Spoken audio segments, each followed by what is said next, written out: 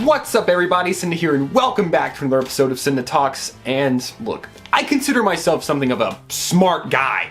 Here's a photo of me graduating high school. And here's a photo of me graduating college. But we all have our Achilles heel, and mine is when a game wants to be too complicated. There are so many RPGs that just devolve into a cluttered disaster of menus and numbers. Crafting systems have become so prevalent, creating just a nightmarish amount of menu clutter. It's a travesty. But some of the worst offenders lie in the deck building genre. I tried getting into the Pokemon trading card game back in the day, and after spending what I can only assume was $300 on booster packs, I still couldn't build a deck. So I played the Game Boy version and the online version, and had a much better time because those had pre-built decks.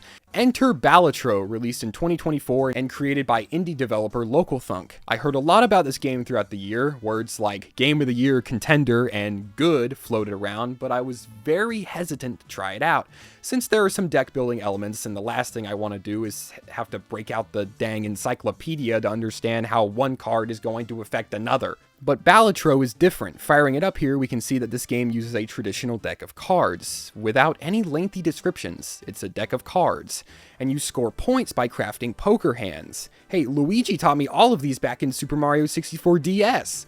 And if you collect enough points in a certain amount of hands, you move on to the next blind. Using a deck of cards is such a great choice in my opinion. It allows the gameplay to be accessible while never feeling patronizing, and also allows for a level of easy to learn, hard to master gameplay that more games should really take advantage of. The structure is also quite refreshing. Instead of an overarching narrative or anything like that, Balatro functions on a run-by-run basis, meaning each game is a complete start from scratch. There are different decks and different difficulty levels to keep things fresh. There are 3 blinds to start with, and you move up by scoring enough points using your poker hands. Or you can skip one and gain a random perk. This alone is huge, as risk-reward difficulty is one of my favorite things that games do. And by skipping a blind, you miss out on visiting the shop for that blind, as well as the additional money earned at the end of each blind. But the perk may be worth the extra difficulty. And the 3rd blind, the boss blind, has a random effect that makes your life more difficult. But if you score enough points to complete it, you move up in ante. As you can imagine, this game doesn't play around, even on the lowest stake or difficulty level.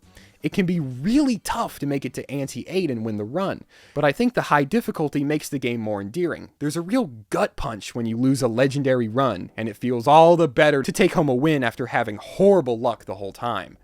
However, Balatro is far, far more than just plain poker hands. There are some mechanics that make things far more interesting. Most notably are the jokers.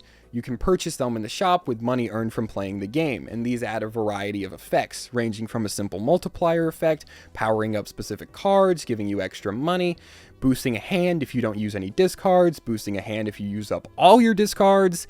The jokers add a level of strategy and at the same time never feel too complicated. And then you have the planet cards that level up a specific type of poker hand. For example, Earth makes your full house score more points.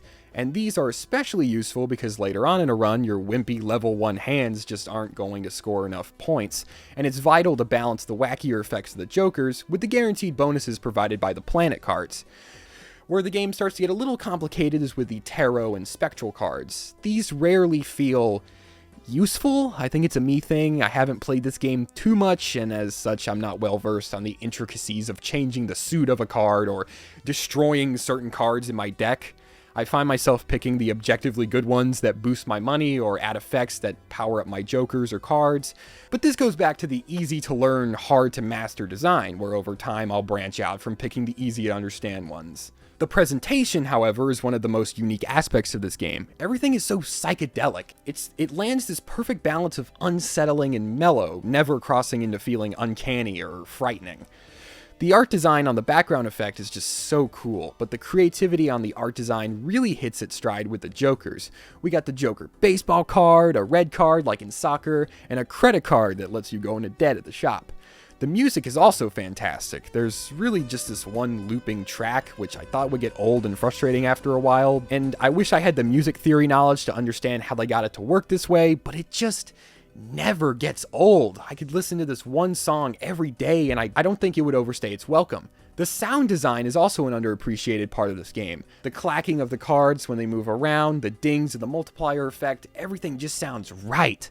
But one of the best parts is when you get a really good combo going and there's a flame effect on the multiplier gauge. It adds a level of flashiness that just works so well. Also important to note, I'm playing this game on the Nintendo Switch, and since this game was obviously made with mouse and keyboard in mind, being able to use the touchscreen is freaking awesome. This is the first game in the Switch's library that really works well with the responsiveness of the touchscreen, and I don't think I'd be having nearly as much fun if I had to manually select the cards each time. So if you're thinking about picking this game up, go with the Switch or PC releases. In conclusion, Balatro is one of the greatest roguelikes I've ever played. That's not saying much, I played like 3. But with its addictive, easy to learn, hard to master gameplay, it's a game I can play for hours and hours without getting bored, even if I lose 47 times in a row, because I stink. Anyways, I'm so glad Local Thunk didn't call it quits, didn't fold under pressure, and decided to gamble on the success of this wonderful game. Hello everybody, my name is Cynda, and I'm a compulsive gambler. My story is that he got me hooked! What? Yeah, I can't even count how many times we played picture poker in Mario 64 DS. What? Do you want me to leave or something? Well, your presence isn't exactly helping things. Oh, so now what? I can't seek help for my problems just because you have the same one? Listen, man, I just got wrongfully terminated from my job at Burger King. Oh my gosh, really? How? Toad went in there and politely asked for my job. They fired me right there, so I had to spend a few years working at the casino. I'm not proud of it. I mean, look at where it ended me. Oh man, look, I'm sorry, I had no idea. Yeah, it's fine. We'll get through it. As friends. You know what? You're right. Let's get through this together, as friends!